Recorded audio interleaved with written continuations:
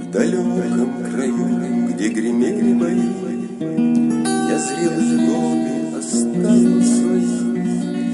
Там часто часами вечерней порой красиво горела заря над горой.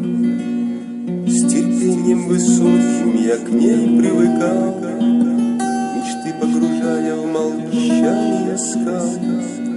Но в мирную жизнь мои беды вошли, и я оторвался от отчей земли. Лишь память, как будто зола от костра, осталась видна, словно бритва остра. Когда надо мной мозоля мой взгляд, кричащие земли птицы летят. Мне мнится упорно, что тени отцов зовут меня в лоно чеченских основ.